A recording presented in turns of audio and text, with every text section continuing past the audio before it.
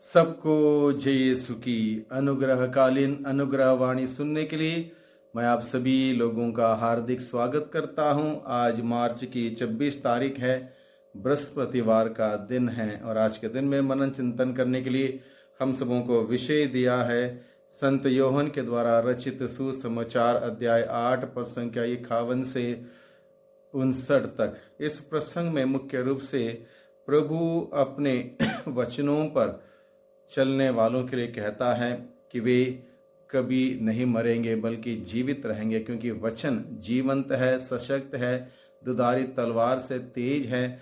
जो उन वचनों को सुनता, ग्रहण करता, उनके अनुसार चलता है, वह न केवल समझदार मनुष्य है बल्कि उन वचनों के द्वारा उन्हें जीवन मिलेगा। और यही बात प्रभु आज के सुसमाचार के शुरुआत में हम सबों के सामने रखता है। प्रभु कहता है, मैं तुम लोगों से यह कहता हूं, यदि कोई मेरी शिक्षा पर चलेगा तो वह कभी नहीं मरेगा।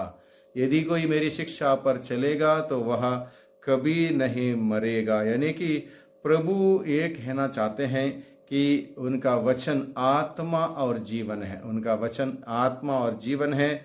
ईश वचन हम सभी जानते हैं वो जीवंत है, अन्य वचनों से भिन्न है, जीवंत है, सशक्त है, दुधारी तलवार से तेज है, उसमें सामर्थ्य है। वचनों को पढ़ने से हमें शांति मिलती है, आनंद खुशियाँ मिलते हैं, चंगाई मिलती है, छुटकारा मिलता है। अगर हमारा मनोबल गिर चुका है, हमें फिर एक बार स्फूर्ति मिलती है, पश्चाताप करने की कृपा मिलती है। वचनों में सब कुछ है, यानी कि हम सबों को जीवन देने के लिए वचनों में सब कुछ है। इसलिए जीवंत वचन हमेशा जीवन देता है। प्रभु ये कहता है, यद्यपि वचन जीवंत है, यहूदियों ने उस वचन को स्वीकार नहीं किया। आज के सुसमाचार में हम देखते हैं यहूदियों ने प्रभु के उन वचनों को स्वीकार नहीं किया। ना ही आदि में जो शब्द था, शब्द ईश्वर के साथ था, शब्द ईश्वर था, वो शब्द समय और काल के अंतर्गत मनुष्य बनकर इस धरती पर आया यीशु मसीह के रूप में। ना उस शरीर धारण किए हुए उस प्रभु को स्वीकार किया, ना प्रभु का वचन, ना प्रभु को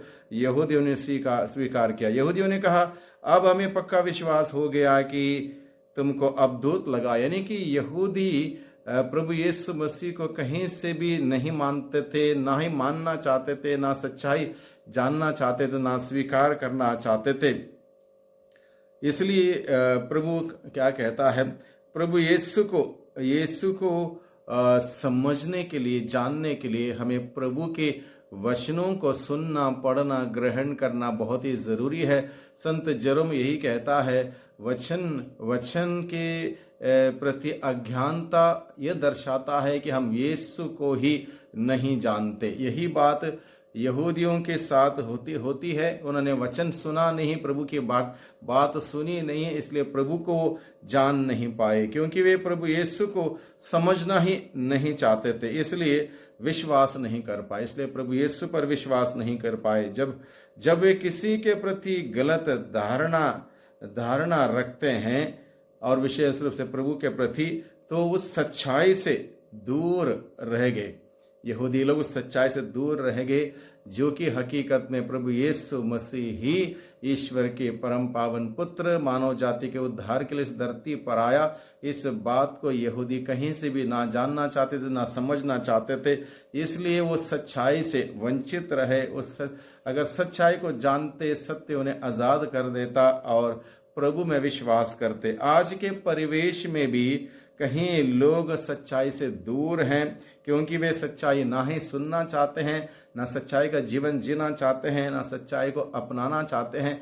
ऐसे में क्या होता है, झूठ जो है अंधकार की ओर मनुष्य को ले चलता है और मनुष्य अंधकार में तरक्की नहीं करता, फल नहीं सकता। इसलिए हम सबों को आज के सुसमाचार के द्वारा प्रभु के उस अद्भुत ज्योति में बुलाया गया। प्रभु के वचनों के साथ प्रभु में विश्वास करने के लिए, प्रभु को जानने के लिए, मानने के लिए और प्रभु के जीवन को जीने के लिए प्रभु हमें बुलाता है। सत्य को हम जाने, माने और सत्य के द्वारा हम आज़ादी पाएं, छुटकारा पाएं, सारे बुराइयों से, अंधकार की शक्ति के हमलों से हम दूर रह सकें अगर हम सत्य को जानेंगे। इसलिए सत्य स्वयं प्रभु यीशु मसीह हैं। असत्य हमेशा अंधकार की ओर ले चलता, असत्य हमेशा अंधकार की ओर ले चलता। इसलिए यहूदी लोग असत्य से संचालित थे और इसलिए प्रभु यीशु मसीह की उपस्थिति, प्रभु का वचन उनको तकलीफ देने वाला बन जाता था। इसलिए आज के सुसमाचार के द्वारा हम लोग देखते हैं एक प्रकार का टेंशन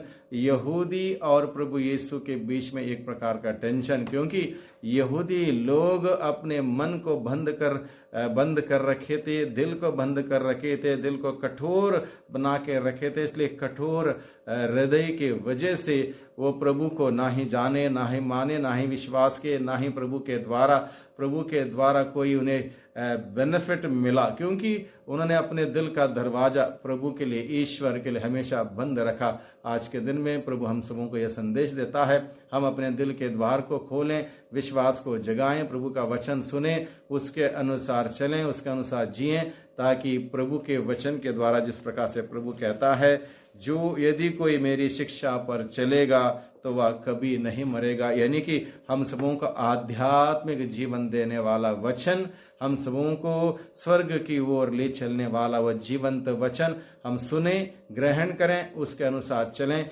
प्रभु हम सबों को इसके लिए ताकत दें, शक्ति दें, सामर्थ्य दें, ताकि प्रभु के वचनों के अनुसार जीवन बिताते हुए हम सभी आध्यात्मिक जीवन में तरोताज रहें, आध्यात्मिक जीवन में हम सजग रहें, सक्रिय रहें, निरंतर प्रभु की महिमा देखें, प्रभु की महिमा करें। सबको धन्यवाद, सबको